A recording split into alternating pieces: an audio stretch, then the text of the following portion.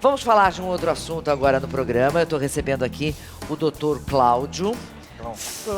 Glauco Filelini. Glauco Filelini, isso. Glauco Filelini, boa tarde, obrigada por ter vindo. E a Maria Angélica Bragante Reim. Como vai você? Tudo bom?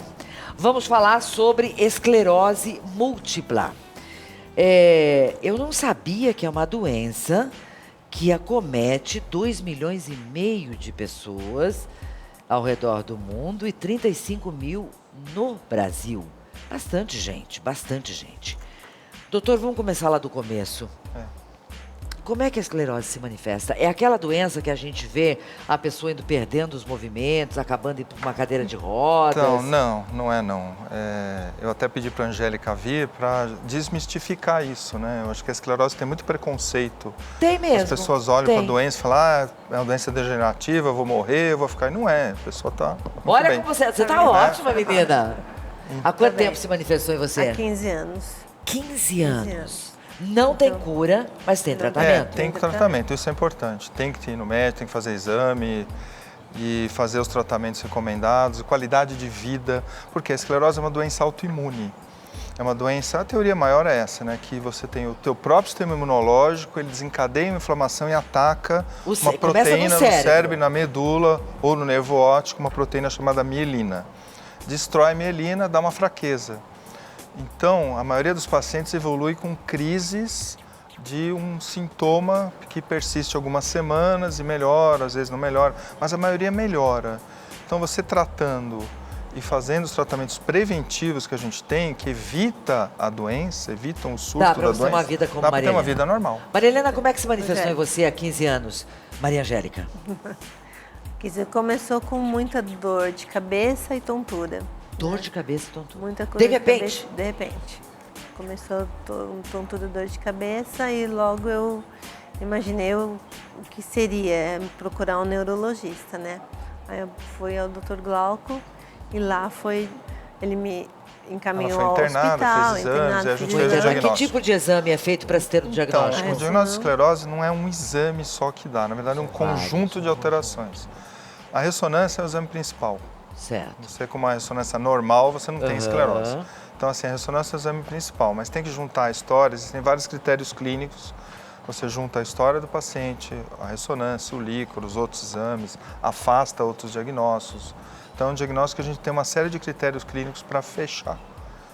É assim. No caso da Maria Angélica, você era uma pessoa que não tinha nenhum problema de saúde? Não, nenhum problema. Acomete pessoas de qualquer idade? De qualquer idade. Eu tinha acabado de ter meu terceiro filho, tinha 9 meses de idade. E, de repente, eu comecei com essa tontura e dor de cabeça, que era uma coisa que, da onde vem, né? Passava, né? É um sintoma persistente. Ela tinha, na verdade, como se fosse um quadro labiríntico, uma labirintite. Uma labirintite. Como se fosse. Como se fosse, mas nada... Não era, né? Não era nada pior, disso. Né? E aí, quando trata, depois que trata, você pode ter crises? Sim, posso ter surtos, né? É surto que chama? Assim, 70% dos pacientes com esclerose tem uma forma que chama surto-supressão, que é uma forma que você tem crises de sintomas. O paciente está bem, de repente ele desencadeia um sintoma e aí piora, a gente tem que tratar e evitar. Existem uma porcentagem menor dos pacientes, que são pacientes que podem entrar numa forma secundária progressiva ou mesmo começam com uma forma progressiva, que são os pacientes piores, são aqueles pacientes que têm sintomas persistentes e ficam com sequelas. Esses são aqueles pacientes que você acaba vendo, podendo ir para uma cadeira de roda, tem uma evolução um pouco pior. A gente costuma dizer que é como se cada pessoa tivesse a sua esclerose. Então a gente vê um leque, vem um leque que se autoimune, né? Tem cirurgia, tem uma pessoa aqui falando, eu quero saber sobre a minha saúde. Eu estou à espera de uma cirurgia. Cirurgia, não. Não existe cirurgia para esclerose? Talvez? Não, cirurgia não. Não tem? Não. É tratamento a não ser que seja uma cirurgia para sintoma, para alguma coisa, para aliviar algum sintoma. Mas não Mas tem. Mas para a doença, não. Não tem? Não. Agora, o que acontece com essas pessoas que vão perdendo os movimentos?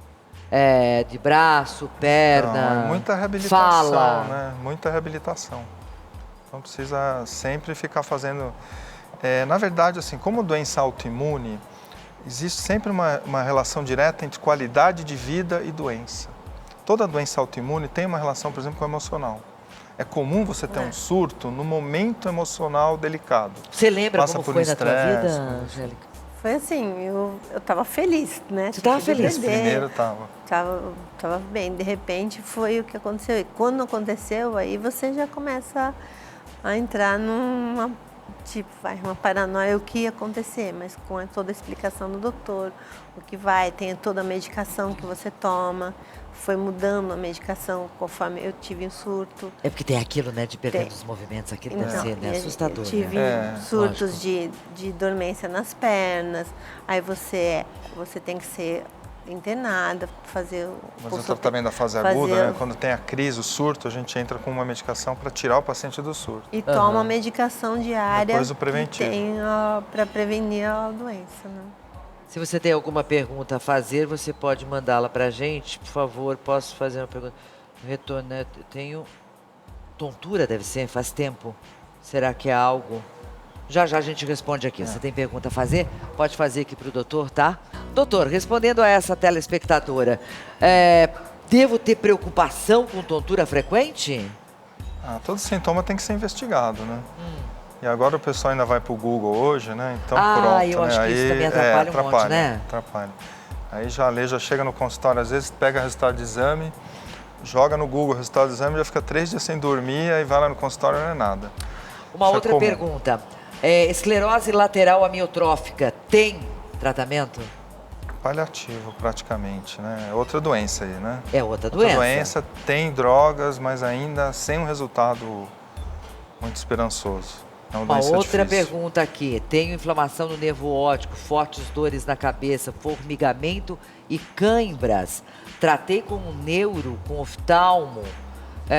Me viraram no avesso, mas não resolveu. A neurite óptica, às vezes ela é isolada, pode ser uma doença isolada, ou ela pode fazer parte de uma doença desmelinizante. Muito difícil de falar assim, sem ter mais acesso, é que as pessoas quando, né, no Mas caso, assim, a neurite às vezes é um evento isolado, não quer dizer que a pessoa tem esclerose. Ou às vezes ela vem antes, é uma coisa que tem que ser acompanhada. As neurites são sempre difíceis de tratar e são a longo prazo, às vezes demora meses para ter resultado. Só tem que ter paciência. A gente sempre se pergunta, né? É um tipo de doença que acomete em que faixa etária? Homens, mulheres, jovens? Então, a gente tem no Brasil mais ou menos de 15 a 20 por 100 mil pacientes. No Nordeste é menos, no Sul do Brasil é mais. Tem uma cidade de Santa Catarina que é 27%. O que que... Provavelmente é o clima ou o fator genético. E é mais ou menos 2 para 1, mulher para homem. E a faixa etária em 20, 40, mais ou menos. Ou seja, pega muito mulher em fase reprodutiva, né? Que foi o teu caso? Sim. Você estava com essa característica, é um caso 9 clássico. meses. 9 meses. Tem quantos filhos? 3 filhos. Você teve filhos depois? Não. Não. Depois não. Depois você não teve. Não. Mudou muito a sua vida? Não mudou, eu faço minha vida. Você tem atividade profissional? Tenho e faço terapia, faço exercício. Senão o médico briga com ela.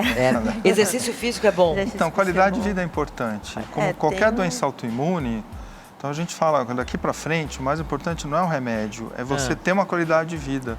Porque quanto mais estressado você tiver, quanto pior a qualidade de vida, mais chance da tua doença evoluir pior, né? Então a gente tem que mudar a chavinha do paciente, sabe? Agora, a vida é normal, engravida, tem pacientes que estão grávidas, normal. Quando é que você descobriu a esclerose múltipla? Agora você me pegou, porque, tem muito tempo. Sabe, se fala dela há tão pouco tempo, não é? Não é, crianças? A gente ouve falar, sei lá, nos últimos 15 anos que se fala mais, 20 anos. Sabe o que aconteceu? Depois que inventaram a ressonância, o diagnóstico ficou bem mais fácil, né? Era uma doença difícil de diagnosticar. Então acabou tendo, acho que E também essa história de internet, de Google e tudo, que está tudo mais fácil, a gente tem muito mais acesso à informação, também acabou... Só que a gente tem que ter cuidado com o tal da internet. O Dr. Google é complicado. É incrível, né? Converso com médicos, eles dizem assim, o paciente chega aqui, me questiona e se auto-receita as coisas, não, porque eu vou fazer isso, porque eu li no Google. Não é assim, tem que ter... A gente tem menos, né, gente? Menos. Vai no médico, ele estudou para isso. Porque não é o lugar para você ter informação médica, né? muito jogado, né? Você tem tudo quanto é informação e às vezes a gente consegue filtrar, né? Verdade. Você não consegue saber o que é importante. Bom, vamos lá, dando uma resumida. O que nós temos de pergunta aqui? Pessoas que estão muito preocupadas porque estão com dor de cabeça, formigamento na perna, formigamento no braço, pessoas que estão com perda de visão, dores nas costas e estão com medo da esclerose. Diga lá, doutor. Então, como eu te falei, é uma doença que pega a mielina. O sintoma que a gente espera numa pessoa com esclerose é um sintoma da parte motora, da parte de visão e da parte de sensibilidade e de equilíbrio. Então, na maior parte dos pacientes, eles têm uma perda de força num braço, numa perna, Pode uma ser perda nos de dois braços ao mesmo sensibilidade. tempo? Pode. Se pega a medula espinhal, por exemplo, o sintoma costuma ser nos dois braços ou nas duas pernas. Dor de cabeça não é um sintoma específico de esclerose, é um sintoma que se abre um leque enorme, né? Resumindo, tem que procurar um médico. Inclusive para até tirar isso, né? Às vezes a pessoa fica sofrendo e não é, né? Uma labirintite não quer dizer que seja esclerose. Não. Mas pode ser? Pode, como o caso da Angélica, pode. Porque pega uma determinada área do cérebro que afeta o labirinto e equilíbrio. O teu começou assim? Começou assim e aí foi progressivo. Você tinha tido crise de labirintite antes? Nunca Nunca teve.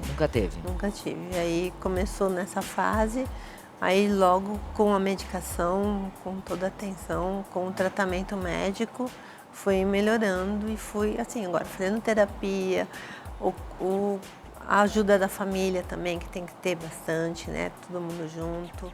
E fazer exercícios fazer os tratamentos, físicos, né? Mas eu vejo ela tão bem. Então, eu quis ela trazer não tá ela. ótima? Eu quis trazer ela, está há 15 anos de doença. Eu quis trazer ela para tirar essa impressão que a esclerose é uma doença que não tem cura, que sabe, a pessoa vai morrer. Tem que andar de muleta, ou tá numa cadeira de rodas. Até, né, eu tenho meus pacientinhos que estão assim, tadinhos, né? Eles estão, mas não é a maioria. A maioria fica bem. Isso que é importante. Por quê? Para a pessoa que recebeu o primeiro diagnóstico, não ficar com essa impressão que ele vai acabar numa cadeira de rodas. Certo. Para ele entender que se ele fizer o tratamento e se ele se cuidar, vai ficar bem. Essa é a primeira coisa que a gente tem que... Você também teve perda de visão, né? Tive um pouco, ela tá com pouca perda de visão. Tive formigamento nas pernas, até a cintura. Mas aí você vai fazendo todo o tratamento, vai fazendo... Tá ótimo. Também, então, essa que é a ideia. Também fiquei surpresa. Se cuida que fica bem. Eu fiquei surpresa. Isso que é a ideia. Fiquei surpresa. Foi por isso. Tem algum endereço que você queira deixar, doutor Glauco? Tem Instagram? Tem o Instagram, Dr. Glauco Filelini, neurologista. Tem meu consultório. Certo, doutor Glauco Filelini. Só pôr no Google que me acha. Isso, acha ele. Obrigada, Maria Angélica. Obrigada, prazer. Obrigada, Saúde, gente. boa sorte. Obrigada.